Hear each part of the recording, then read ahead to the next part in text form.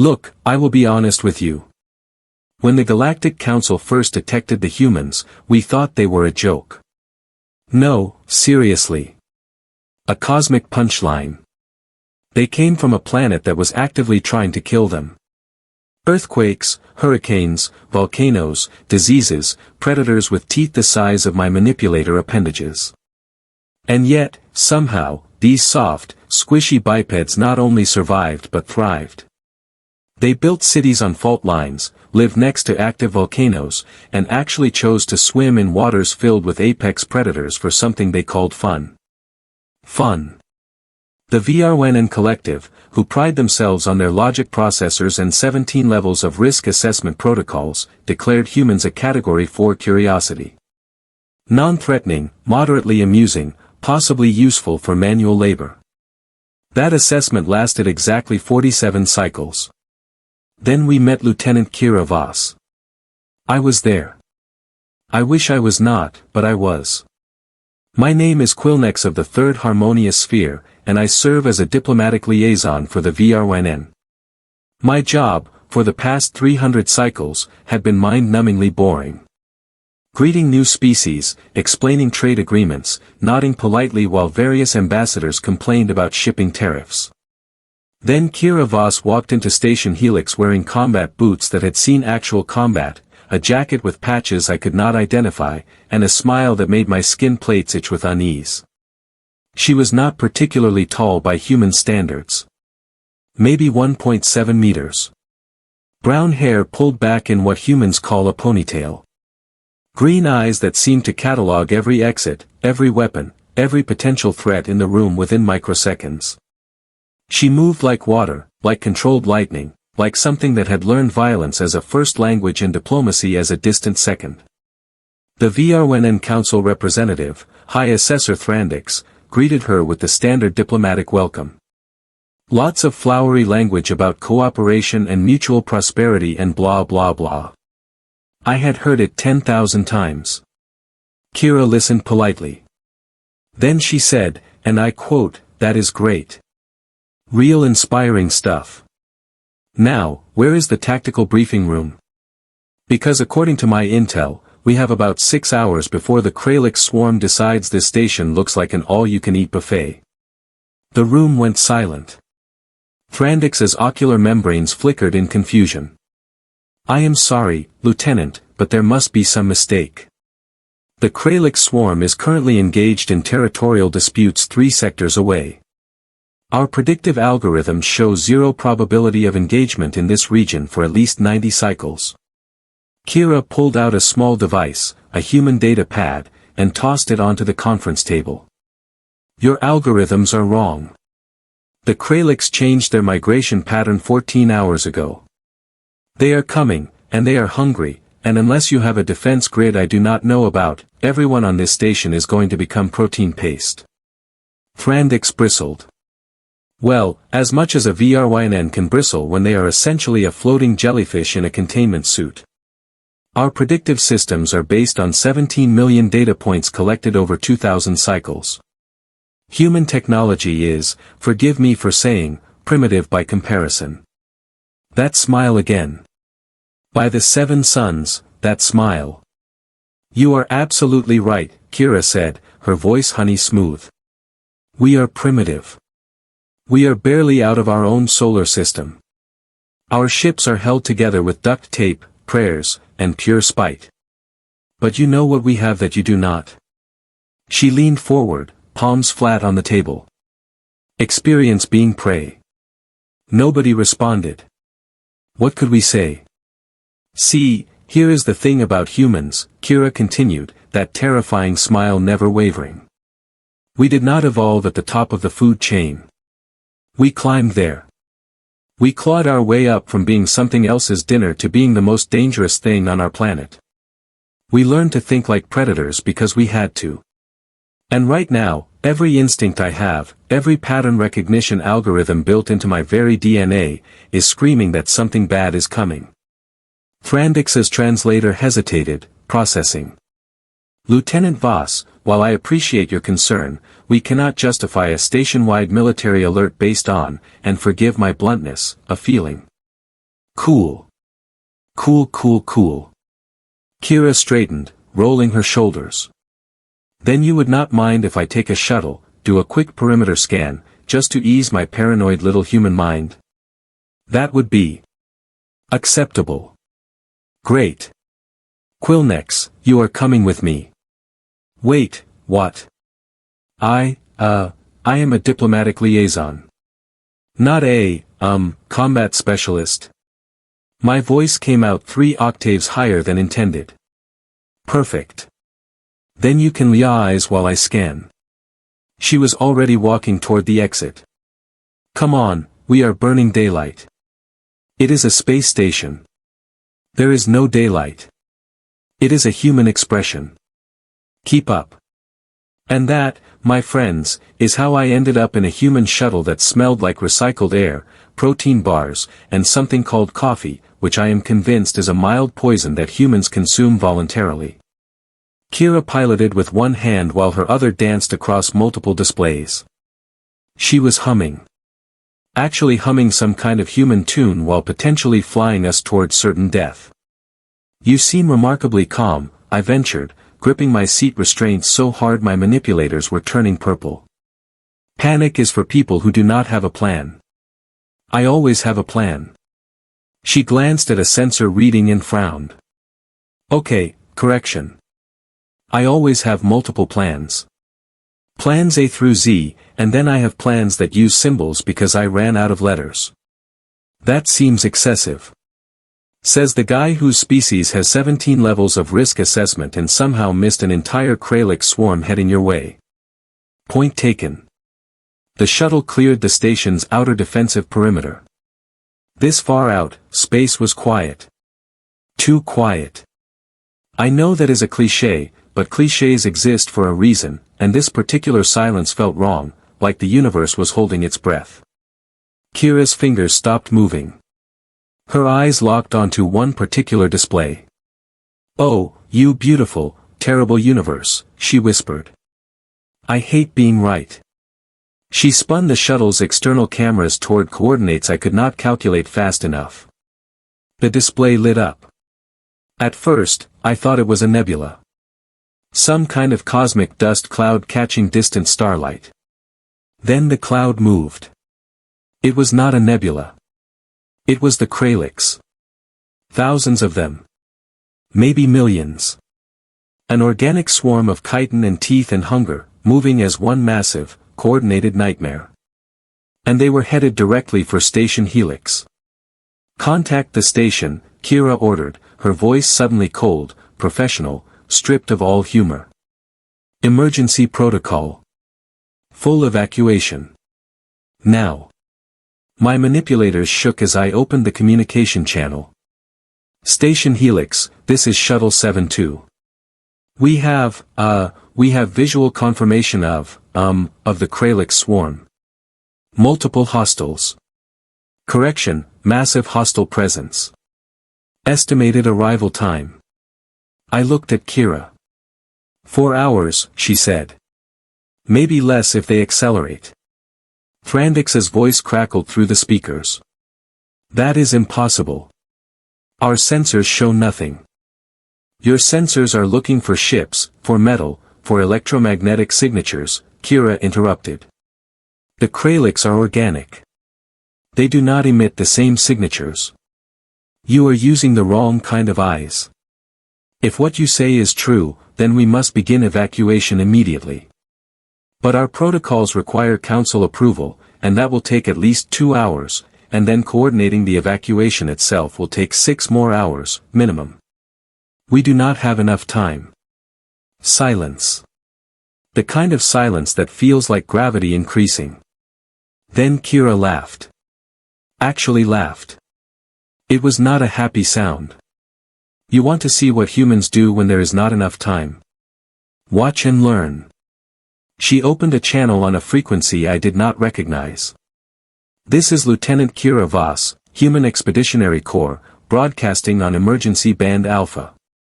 Any human vessels within 3 light hours of Station Helix, we have a situation. Kralix swarm, massive numbers, ETA 4 hours. Station command is tied up in bureaucratic nonsense.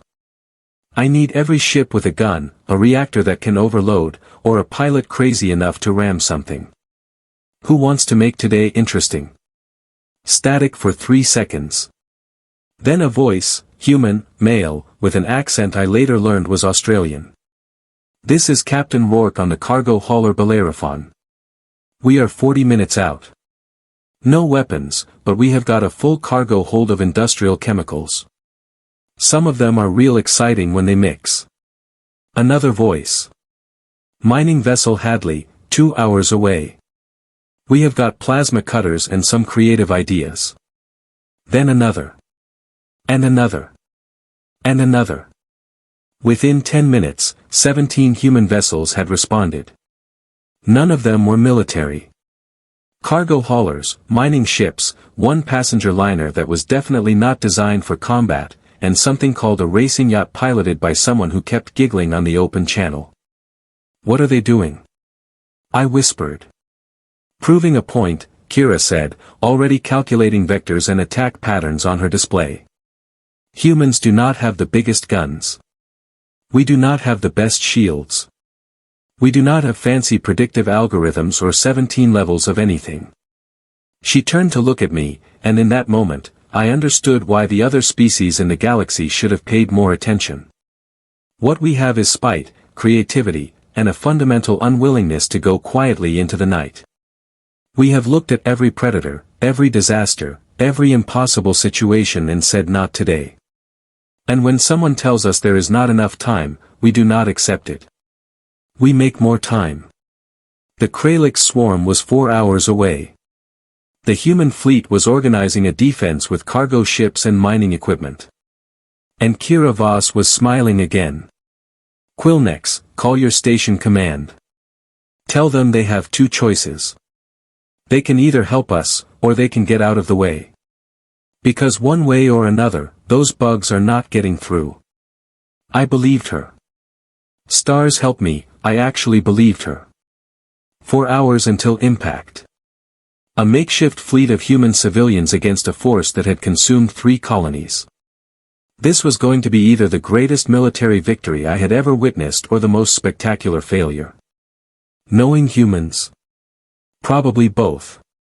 The thing about humans, and I cannot stress this enough, is that they treat physics more like aggressive suggestions than actual laws. Case in point, the mining vessel Hadley decided that the optimal defensive strategy was to vent their entire cargo hold of refined ore directly into the Kralix flight path, creating what Captain Rourke cheerfully called the galaxy's largest shotgun blast. Will that even work? I asked Kira, watching the tactical display light up with human ships moving into positions that made absolutely no strategic sense according to any military doctrine I had ever studied. Probably not, Kira admitted, her fingers flying across multiple control panels simultaneously. But it will definitely be memorable. And it will buy us maybe 7 minutes of confusion. 7 minutes we can use to do something even stupider. That does not sound reassuring. Good. You are learning. Station Helix was, predictably, losing its collective mind. Frandix had finally gotten Council approval to begin evacuation procedures, which meant approximately 40,000 beings were now trying to cram themselves into transport ships designed for half that number. The station's automated systems were blaring warnings in 17 different languages. Somewhere, someone had triggered the fire suppression systems, which just added toxic foam to the general chaos. And Kira? Kira was humming again. Okay, listen up, she broadcast to the human fleet. We have got maybe 3 hours now. The Kralix move fast once they smell food, and trust me, they have smelled us. Our job is simple. We keep them busy, we keep them confused, and we give Station Helix enough time to evacuate the civilians. What about us? That was the racing yacht pilot, call sign Maverick, because of course it was. Us. We improvise, adapt, overcome. Standard human stuff. Bellerophon, you are up first. How volatile are those chemicals you mentioned? Captain Rourke's laugh crackled through the speakers. Put it this way, Lieutenant. Back home, these would require 6 different permits and a hazmat team just to transport. Out here in space, we have been ignoring safety regulations for 3 years. Music to my ears. I need you to position yourself at coordinates I am sending now. When the Kralix hit the ore cloud from Hadley, they are going to scatter. You will dump your cargo right in their reforming path. Then you run. Fast. How fast? Imagine your ex found your new partner's address. That fast. Understood. I watched the tactical display as the human ships moved into position. It looked less like a military formation and more like an abstract art piece created by someone having a nervous breakdown. There was no symmetry, no defensive perimeter, no fallback positions. This is insane, I muttered. Yep, Kira agreed cheerfully. But here is the thing about fighting a hive mind like the Kralix. They are efficient, coordinated, predictable. They evolved to overwhelm through sheer numbers and unified strategy. You know what they are not good at? What? Chaos. Pure, unfiltered, human-flavored chaos. The first wave of Kralix hit the ore cloud exactly when Kira predicted. Hundreds of the creatures, each the size of a personal transport, slammed into refined metal fragments traveling at significant fractions of light speed. The result was spectacular, violent, and deeply satisfying. Kralix bodies shattered, burned, and spun off into space. But there were so many more behind them. The swarm barely slowed. They reformed, adjusted their trajectory, and kept coming. Except now they were angry. Bellerophon, go go go, Kira ordered. The cargo hauler dumped its entire payload, 300 tons of industrial chemicals that would make environmental regulators weep. The containers ruptured on release, mixing compounds that absolutely should not mix outside of controlled laboratory conditions. The explosion was, and I am quoting Maverick here, absolutely gorgeous, mate. A sphere of chemical fire bloomed in space, catching another few hundred Kralix. The rest scattered, their formation broken, their hive coordination disrupted. 7 minutes, Kira whispered, checking her chronometer. Right on schedule. Phase 2. Hadley, those plasma cutters operational? Locked and loaded, came the response. Good. You see that big ugly one at the front of the pack? The one that is twice the size of the others? The queen. Yeah, I see her. That is not a queen. That is a coordinator node. Kill it, and the rest gets stupid for a while. Not stupid enough to stop, but stupid enough to give us options. On it. The mining vessel Hadley, which was basically a flying toolbox with engines, accelerated toward the Kralix swarm. Plasma cutters, designed to slice through asteroid rock, lit up like angry stars. The coordinator node tried to evade, but it was built for directing swarms, not for individual combat. Hadley carved through it like a hot knife through butter. The explosion sent chunks of chitin spinning in every direction. And the Kralix swarm, just for a moment, hesitated. There, Kira said, pointing at the tactical display. See that? Confusion. Hesitation. They are trying to establish a new coordinator. We have maybe 10 minutes before they reorganize. Station Helix, what is your evacuation status? Thrandix's voice, strained with stress, replied. 60% complete. We need more time. Then we will make more time. Passenger liner Serenity, you still with us? A female voice, calm despite everything. Still here, Lieutenant. Though I should mention our passengers are filing formal complaints about the turbulence. Tell them to get in line behind the bugs trying to eat us. I need you to do something that is going to void every insurance policy you have ever had. At this point, I am fairly certain my insurance company no longer exists. What do you need? Your ship has the biggest reactor of this entire makeshift fleet. How would you feel about overloading it? Silence. Then, are you asking me to turn my ship into a bomb? A very specific, very large, very beautiful bomb, yes. More silence. I could practically hear the mental calculations happening. My passengers? Evacuated to other ships in the next 4 minutes. I have already sent the transfer coordinates. And me? Escape pod. You will have maybe 90 seconds after you trigger the overload. 90 seconds. Give or take. Could be 80. Could be 100 if you are lucky. The longest pause yet. Then, incredibly, a laugh. You know what? I was thinking about career changes anyway. Coordinate transfer beginning now. I stared at Kira. She is going to sacrifice her ship. Her entire ship.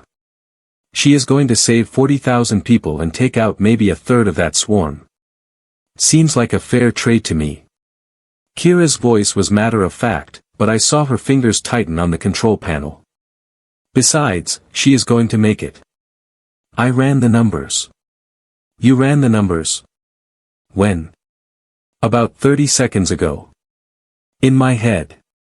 It is fine. Probably. Probably. Quillnex, I am going to level with you. Nothing about this situation is certain except that if we do nothing, everyone dies. So we do something, and we trust that the universe owes us at least one lucky break. The passenger transfers happened faster than I thought possible. Humans, it turns out, are very motivated when giant space bugs are actively trying to eat them. Within 3 minutes, Serenity was empty except for its captain. All clear, Lieutenant, she reported. Initiating reactor overload sequence. This thing is designed to power a luxury liner through multiple jump points. When it goes, it is going to go big. That is the idea. Get to your escape pod. Do not wait for my signal. As soon as that reactor hits critical, you run. Copy that. It has been an honor serving with you, even if this was my first and last military operation. Who said anything about this being your last?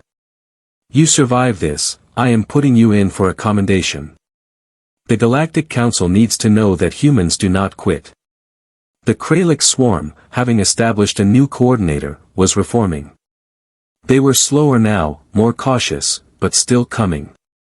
Still so many of them that they blotted out the stars.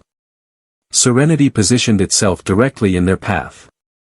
A luxury liner, designed for comfort and leisure, now serving as the galaxy's most expensive improvised explosive device. I watched the reactor readings climb. Critical in 90 seconds. Then 80. Then 70. Captain, are you clear? Kira's voice was tight. Almost there. Pod launching in 3, 2, 1, mark. A tiny blip separated from Serenity. The escape pod, moving at maximum acceleration, racing against physics and time and fate. Come on, come on, come on, Kira whispered. The reactor hit critical. For just a moment, Serenity became brighter than the surrounding stars. Then it ceased being a ship and became pure energy, expanding outward in a sphere of superheated plasma and radiation. The Kralik swarm flew directly into it. Thousands of them, maybe tens of thousands, simply ceased to exist. The ones further back scattered, their coordination shattered, their numbers finally reduced to something manageable.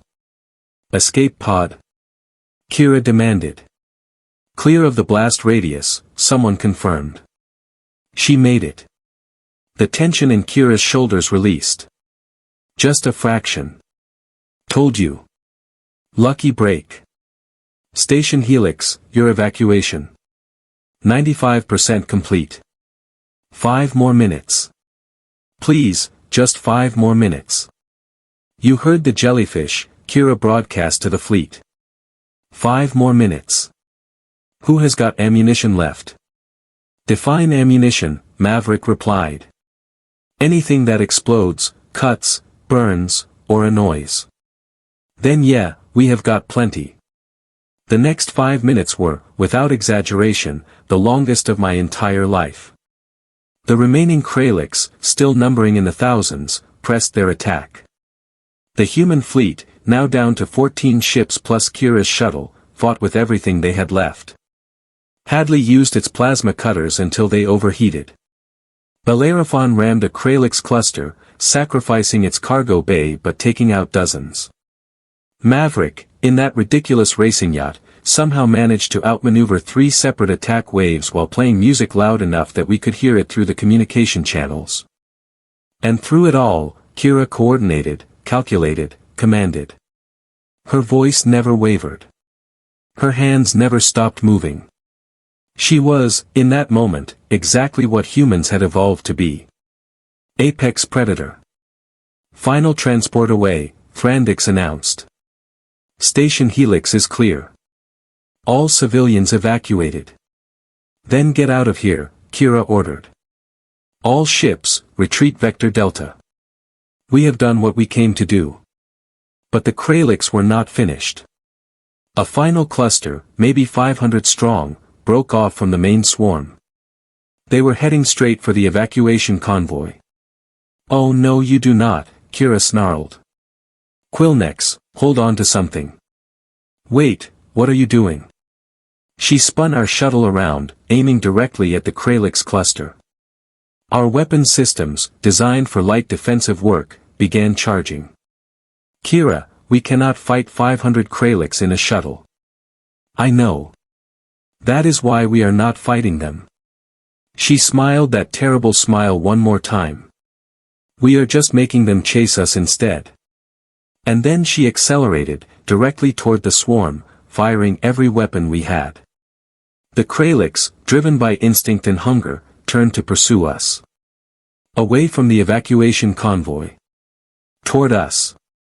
Just us. You are insane, I screamed. Probably, she screamed back, laughing now. But it is working. The Kralix chased us for 7 full minutes. 7 minutes of Kira flying like physics was optional, dodging and weaving through space debris, using the station's outer structures as obstacles, doing things with a shuttle that should have torn it apart. And then, just when I was certain we were going to die, the cavalry arrived. Not human cavalry. Actual military ships. Virwenen, Quelix, even some Terran Alliance cruisers. They had finally gotten their collective acts together and jumped in system. The Kralix cluster, caught between Kira's shuttle and actual warships, did not stand a chance. Afterward, when the fighting was done and the survivors were being collected and Thrandix was drafting official reports, I found Kira in the shuttle bay. She was sitting on the floor, back against her ship, drinking coffee and looking exhausted. Hey, I said. Hey yourself. You saved 40,000 lives today. We saved 40,000 lives. That was a team effort. She took another sip of coffee. Besides, I was just doing what humans do. And what is that? She looked at me with those green eyes, and I saw something that I had not noticed before. Not just competence or courage or craziness. But kindness. Genuine concern for beings she had never met and might never meet again. We survive, she said simply. We protect. We refuse to accept that anyone, anywhere, has to die just because the numbers say it is impossible to save them. We look at impossible and say watch me. The Galactic Council, after reviewing everything that happened, made several changes. They updated their threat assessment protocols. They revised their predictive algorithms. They issued new guidelines for cross-species military cooperation. And they created a new measurement scale for evaluating species' potential danger levels. They called it the Voss scale. Kira thought that was hilarious. I thought it was appropriate. Because that day, humanity proved something that the rest of the galaxy had forgotten or never knew. Being dangerous is not about having the biggest weapons or the most advanced technology. It is about what you are willing to do when everything is on the line. And humans? When everything is on the line, they become the most dangerous thing in the universe. Not because they want to be. But because they refuse to let anyone else suffer if they can possibly prevent it. Lieutenant Kira Voss became the measure. The standard. The warning. And honestly, the galaxy is better for it.